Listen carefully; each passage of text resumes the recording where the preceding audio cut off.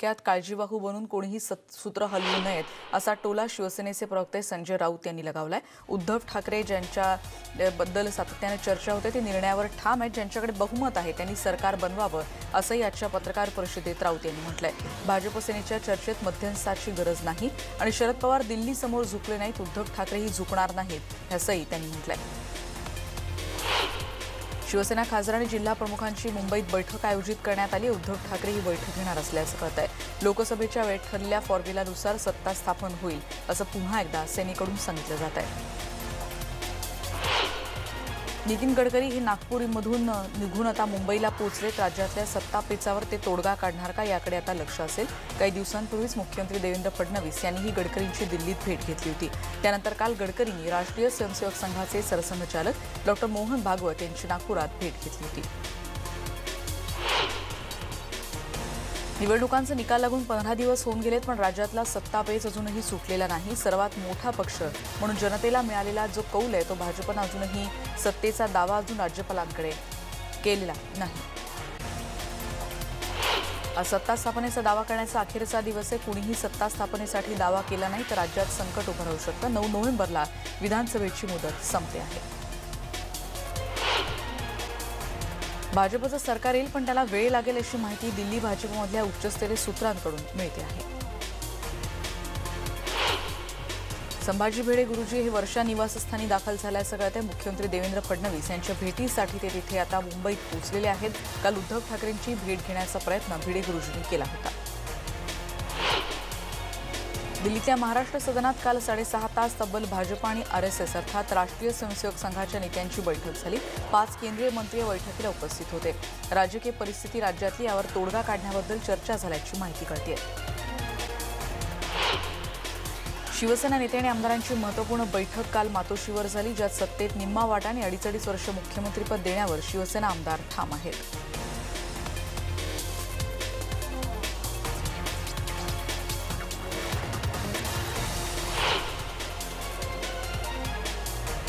काही आमदारांना प्रलोभनं दाखवायला सुरुवात झाली असा आरोप विरोधी पक्षनेते आणि काँग्रेसचे आमदार विजय वडेट्टीवार यांनी केला। शिवसेनेच्या आमदारांना 50 कोटींची ऑफर दिली असल्याचं आपल्याला आमदारांना आमिष द्यायला सुरुवात झाली असा आरोपही विजय वडेट्टीवार यांनी केला। पुढापुढीच्या राजकारणाचा फटका काँग्रेसला बसू नये यासाठी काँग्रेस नेत्यांनी आमदारांना जयपूरला हलवण्याची तयारी सध्या सुरू केली आहे अशी माहिती कळतेय। काँग्रेसचे आमदार फुटणार नसल्याचा दावा माजी मुख्यमंत्री पृथ्वीराज चव्हाण यांनी केलेला आहे। आज संध्याकाळपर्यंत कोणीही सत्ता स्थापनेचा दावा केला नाही तर राजकीय संकट निर्माण होण्याची भीतीही त्यांनी व्यक्त केली। भाजपकडून सामदाम दंडभेदाचा वापर करून काँग्रेस आमदार फोडण्याचा प्रयत्न करतायत असा आरोप काँग्रेसचे प्रदेशाध्यक्ष बाळासाहेब थोरात यांनी केलाय।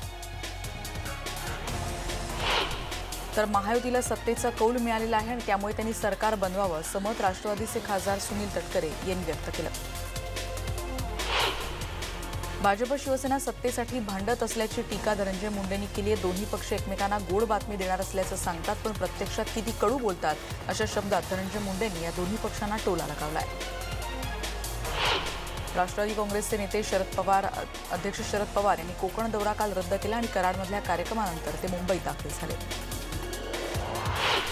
राज्यात स्थिर सरकार येऊ दे अशी प्रार्थना दीपक केसरकर यांनी काल साई चरणी केली। शिर्डीत साईंचं दर्शन घेऊन ठरलं त्यानुसारच होणार असल्याची प्रतिक्रिया काल त्यांनी दिली। राज्यात शिवसेनेचा मुख्यमंत्री व्हावा यासाठी जळगावमधल्या शिवसैनिकांनी आणि पदाधिकाऱ्यांनी तिथे त्याचबरोबर ओला दुष्काळ दूर होऊ दे यासाठी देवाकडे मागणं मागितलंय। शिवसेनेचा मुख्यमंत्री व्हावा यासाठी बीडमधल्या महिला शिवसैनिकांनी शनी देवाला नुकताच तैलाभिषेक केला। आदित्य ठाकरे मुख्यमंत्री होऊ देत असं मागणं या महिलांनी मागितलं। शिवसेनेचा मुख्यमंत्री व्हावा यासाठी शिवसैनिकांनी जामनेरमध्ये महाआरती केली आहे। हनुमानाला शिवसेनेचा मुख्यमंत्री व्हावा यासाठी त्यांनी साकडं घातलं। शेतकऱ्यांना नुकसान भरपाई मिळत नाही तोपर्यंत अधिवेशन होऊ देणार नाही अशी आक्रमक भूमिका जालन्याचे काँग्रेस आमदार कैलास गोरंट्याल यांनी घेतली आहे। परतीच्या पावसामुळे ज्या शेतकऱ्यांचं नुकसान झालं त्यामुळे त्यांच्याकडून कोणतीही वसुली करू नये आणि त्यांना तात्काळ मदत करण्याची मागणी नंदुरबारमध्ये काँग्रेसनं केली आहे। जिल्हाधिकाऱ्यांना तसं निवेदन देण्यात आलं। सोलापूरमध्ये अकलूजमध्ये खऱ्या घोडे बाजार सध्या चांगलाच तेजीत आहे आणि इथे 10 दिवसात तब्बल 3 कोटींची उलाढाल झाली। डोंबिवलीच्या पादचारी पुलावर पुन्हा एकदा हाणामारी झाल्याची घटना घडली आहे. 3 जण जखमी झाले. पुलावर खाद्यपदार्थ तयार करणारे विक्रेते आणि ग्राहक यांच्यामध्ये बाचाबाची झाली आणि त्यानंतर याचं रूपांतर असं हाणामारीत झालं. छगन भुजबळ यांनी नाशिकमधल्या नुकसान झालेल्या शेतपिकांची पाहणी केली आणि शेतकऱ्यांशी संवाद साधून त्यांच्याकडून माहिती देखील जाणून घेतली. परतीचा पाऊस आणि क्यार वादळानं शेतकऱ्यांची निराशा झाली आहे. भातशेतीचं मोठं नुकसान झालंय. पंचनामे करून लवकरात लवकर नुकसान भरपाईची मागणी या शेतकऱ्यांनी केली आहे. विजेचा धक्का लागल्यानं मावशीसह भाचीचा जागीच मृत्यू झाल्याची घटना केज तालुक्यातल्या शिंदे इथे काल घडली. रेणुका थोरात आणि अश्विनी जोगदंड अशा मृतांची नावं कळत आहेत. पश्चिम महाराष्ट्रातून दुष्काळग्रस्त बीडसाठी पाणी सोडण्यात आलंय. नगरच्या सीना धरणातून मेहकर प्रकल्पात हे पाणी सोडण्यात आल्याचं कळत आहे. चंद्रपूर जिल्ह्यातल्या शिर्णा नदीपात्रात दगडाच्या फटीत अडकलेल्या वाघाचा अखेर मृत्यू झालाय. वनविभागाच्या बचाव पथकानं यासाठी शर्थीचे प्रयत्न केले होते, पण रात्री अंधारामुळे बचाव कार्य थांबवल्यामुळे वाघाचा मृत्यू झाला असा आरोप होतोय. अकोला जिल्ह्यात वारी हनुमानसागर प्रकल्पात सध्या 100% जलसाठा झालाय. धरणात पाण्याची पातळी वाढतेय आणि त्यामुळे त्या प्रकल्पाचे दरवाजे उघडण्यात आलेत. 2 दरवाजे 10 सेंटीमीटरनं उघडून आता इथून पाणी सोडलं जात आहे. अमरावतीमधल्या मदरशात मदरसा अध्यक्ष मुफ्ती जिया उल्ला खान यांनी 16 वर्षांच्या मुलीचं लैंगिक शोषण केलंय. पोलिसात पोक्सो अंतर्गत गुन्हा दाखल झाला आणि या व्यक्तीला अटक करण्यात आली आहे. अलिबागरोहा रस्त्यावर खड्ड्यामुळे इथे गाडी उलटली आहे. 7 जण गंभीर जखमी झाले. त्यात एका गर्भवती महिलेचाही समावेश आहे. शेतशिवारात रचून ठेवलेल्या सोयाबीनच्या गंजीला अज्ञात व्यक्तीनं आग लावल्यामुळे शेतकऱ्यांचं मोठं नुकसान वाशिममध्ये झालंय. रिसोडमधल्या भोकरखेडमधली ही घटना आपण बघतोय. उल्हासनगर कॅम्प नंबर 2 मध्ये फर्निचर मार्केटमधल्या गोल्ड फर्निचर या दुकानाला भीषण आग लागली. ही आग शॉर्ट सर्किटमुळे लागल्याचा अंदाज व्यक्त केला जातोय. पैशांच्या उधारीवरून 2 मित्रांमध्ये वाद झाले आणि या वादात मित्रानंच मित्राचा गळा दाबून हत्या केल्याची धक्कादायक घटना यवतमाळच्या एका गावात घडली. पोलिसांनी आरोपीला अटक केली आहे. मनमाडच्या अभुणा येथे एका ज्वेलर्सच्या दागिन्यांवर चोरट्यांनी डल्ला टाकलाय. चोरीची दृश्य आपण सीसीटीव्हीमधून बघतोय. 3 चोर दुकानात शिरल्याचं दिसतंय. दुकानातील लाखो रुपयांच्या दागिन्यांवर त्यांनी डल्ला मारलाय. वाशिममधली बातमी आहे. सोनखास परिसरात 19 वर्षाच्या तरुणानं विहिरीत उडी घेऊन आत्महत्या केल्याचं कळतंय. अमित वानखेडे असं तरुणाचं नाव आहे. गेल्या 3 दिवसांपासून तो बेपत्ता होता. शेतमालक पंकज येवले यांना अमितचा मृतदेह विहिरीत दिसला आणि त्यानंतर त्यांनी ही माहिती पोलिसांना दिली. आज कार्तिकी एकादशी आणि त्यानिमित्तानं महसूल मंत्री चंद्रकांत पाटील आणि त्यांच्या पत्नी अंजली यांनी विठ्ठलाची शासकीय महापूजा केली. आजच्या सोहळ्यासाठी पंढरपुरात 3 ते 3.5 लाख भाविक उपस्थित आहेत. शासकीय पूजेचा मान ओमासे दाम्पत्य जे सांगलीतले आहे त्यांना मिळाला. गेल्या 17 वर्षांपासून महिन्याची वारी हे दाम्पत्य करत आहे. मिरजमधल्या बेडग इथले ते रहिवासी आहेत. कार्तिक एकादशीच्या निमित्तानं विठ्ठल रुक्मिणी मंदिरात देशी विदेशी फुलांची आकर्षक अशी सजावट करण्यात आली, ज्याच्यासाठी जरबेरा, अस्टर, झेंडू, मोगरा, गुलाब अशा 30 प्रकारच्या फुलांची 5 टन फुलांचा वापर करून विठ्ठल रुक्मिणीचा गाभारा, सभामंडप, प्रवेशद्वार, सोळखांबे इथे ही फुलांची सजावट करण्यात आली आहे. अवकाळी पावसाचा परिणाम कार्तिक एकादशीवर देखील पाहायला मिळतोय. 3 ते 3.5 लाख भाविक पंढरपुरात आहेत. स्वच्छता आणि सुरक्षेवर इथे भर दिला जातोय. दादरमधल्या कार्तिक एकादशी निमित्तानं पायी दिंडी सोहळा देखील दादरमध्ये रंगला. संत कृष्णदास महाराज सत्संग मुंबई यांच्या वतीनं कार्तिक एकादशी निमित्तानं पायी दिंडी सोहळ्याचं आयोजन करण्यात आलं होतं. आणि आज वडाळ्यात देखील अशाच रीतीनं जे भाविक पंढरपूरला जाऊ शकत नाही ते वडाळ्यामधल्या प्रतिपंढरपूर म्हणून ओळखल्या जाणाऱ्या वडाळ्यातल्या विठ्ठल मंदिरात दर्शनासाठी येत असतात. आज या निमित्तानं मंदिर सजवण्यात आलंय. विठ्ठल रखुमाईची मूर्ती आणि तुळशीमाला आणि सुवर्ण मुकुटांनी तिथे सजवण्यातही आली आहे. बेळगावच्या वारकऱ्यांच्या गाडीला भीषण अपघात झाला. यात 5 वारकऱ्यांचा जागीच मृत्यू झालाय. मांडोळी आणि हंगरगा गावचेही वारकरी पंढरपूरला देवदर्शनाला येत होते. विटा वाहून नेणाऱ्या ट्रकनं या वारकऱ्यांच्या टेम्पोला जोरदार धडक दिली आहे. सांगोल्याजवळ हा अपघात झालाय. एका ट्रकनं दुचाकीस्वाराला चिरडल्याची घटना बदलापूरमध्ये बुधवारी घडली होती. भावेश कथोर या तरुणाचा यात मृत्यू झाला होता. या अपघाताचा सीसीटीव्ही फुटेज आपण बघतोय. या दुचाकीस्वार ट्रकच्या पुढच्या चाकात फरफटत जाताना दिसतोय. मुरबाडला राहणारा भावेश हा तरुण रमेशवाडी भागातून त्याच्या दुचाकीवरून जात होता आणि कुत्रा त्याला अडवा आला आणि त्या कुत्र्याला वाचवण्याच्या नादामध्ये भावेश याची दुचाकी तिथे स्लिप झाली आणि तो बाजूने जात असलेल्या डंपर खाली अडकला. राज्याचे निवृत्त पोलीस महासंचालक अरविंद इनामदार यांचं मुंबईतल्या हरकिसनदास हॉस्पिटलमध्ये उपचारादरम्यान निधन झालं. ते 79 वर्षांचे होते. प्रामाणिक, न्यायप्रिय आणि कर्तव्यदक्ष पोलीस अधिकारी म्हणून इनामदार यांची ख्याती होती.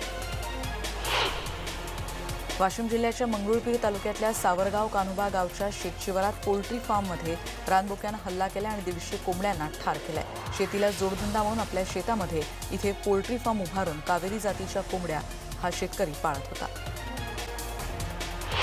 कर्ज फेडण्यासाठी भाऊ पुढाकार घेत नाही या कारणावरून चिडल्यामुळे सख्ख्या भावाच्या कुटुंबाला पेट्रोल टाकून पेटवून दिल्याची घटना मंगळवेढ्यात घडली आणि यामध्ये पती पत्नी दोघं गंभीर झाल्याचं कळतंय. यवतमाळमधल्या पुसद इथे मोटरसायकलची चोरी करणाऱ्या टोळीला स्थानिक गुन्हे शाखेनं अटक केली आहे. 4 अटक करण्यात आली. 1 जण पळून जाण्यात यशस्वी झालाय. 9 मोटरसायकल जप्त करण्यात आल्या. जिल्ह्यातल्या विविध ठिकाणून वाहनांची चोरी केल्याची कबुली या टोळीतल्या सदस्यांनी दिली आहे. एक ब्रेक घेऊन इतर बातम्यांचा पुन्हा भेटूयात. पहा फक्त न्यूज 18 लोकमत.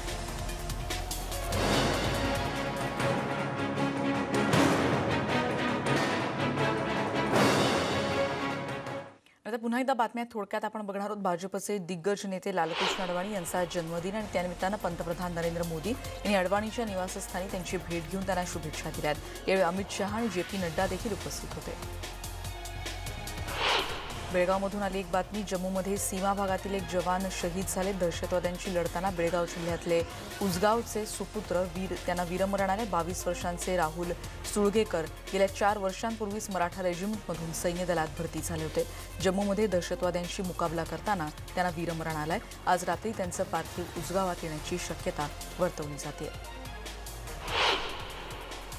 त्यांना आदरांजली अर्पण करूयात आणि पुढची बातमी बघूयात. रामजन्मभूमी आणि बाबरी मशीद जमीन वादाबाबत सुप्रीम कोर्ट येत्या काही दिवसात निर्णय देणार आहे आणि त्यामुळे केंद्र सरकारनं निमलष्करी दलाचे 4000 जवान उत्तर प्रदेशात रवाना केलेत.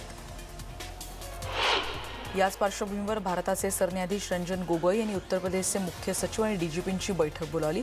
पूर्वतयारीची माहिती निश्चित करण्यासाठी या बैठकीत चर्चा होतीये. निकालानंतर उत्तर प्रदेशात कायदा सुव्यवस्था अबाधित राहावी यासाठी या बैठकीचं आयोजन करण्यात आलं होतं. या वादावरच्या निकालाच्या पार्श्वभूमीवर रेल्वे सुरक्षा दलातल्या सगळ्या कर्मचाऱ्यांच्या सुट्ट्या रद्द करण्यात आल्यात. रेल्वेच्या सुरक्षेसाठी जवानांना तैनात करण्याच्या सूचनाही देण्यात आल्यात. अनुच्छेद 370 हटवल्यानंतर दाखल केलेल्या सुप्रीम कोर्टातल्या याचिकेवर सुनावणी होते, ज्यावर सुप्रीम कोर्टानं काँग्रेस नेते गुलाम नबी आझाद यांना अधिकाऱ्यांनी दंगे होण्याची वाट पाहावी का असा सवालही विचारला आहे. अरबी समुद्रातल्या महा चक्रीवादळाची तीव्रता कमी झाली आणि त्याचं रूपांतर आता कमी दाबाच्या क्षेत्रात झालंय. गुजरातच्या किनारपट्टीवरचा संभाव्य धोका त्यामुळे टळला आहे. पाकिस्तानातल्या करतारपूर कॉरिडॉर उद्घाटनाला जाण्याबाबत नवज्योत सिंग सिद्धूनं परराष्ट्र मंत्र्यांना एक पत्र लिहिलंय. पत्राला प्रतिसाद द्या असं सिद्धूनं पत्रात दिलं आणि जर उत्तर दिलं नाही तर पाकिस्तानला जाण्याची तयारी सुरू करणार असल्याचाही इशारा त्यानं दिलाय. या मुद्द्यावरून पाकिस्तानी लष्कराकडून पंतप्रधान इम्रान खान यांचा निर्णय उलटवण्यात आलाय. करतारपूर कॉरिडॉरचा वापर करण्यासाठी भारतीय पासपोर्टची गरज नसल्याचं पंतप्रधानांनी म्हटलं होतं, पण आता लष्करानं भारतीय पासपोर्टची गरज असल्याचं म्हटलंय. मुलींवर बलात्कार करून तिची आणि तिच्या भावाची हत्या करणाऱ्यांची फाशी सुप्रीम कोर्टानं कायम ठेवली. कोइंबतूरमध्ये 2010 मध्ये 10 वर्षांच्या एका मुलीवर सामूहिक बलात्कार करण्यात आला होता. वृद्ध मातापित्यांचं पालनपोषण न करणाऱ्या मुलांविरोधात कायदा आता कडक केला जाणार आहे आणि तसं केलं नाही, सांभाळ केला नाही तर मुलांना 6 महिन्यांची शिक्षा होऊ शकते. सरकार लवकरच या कायद्यात बदल करणार आहे.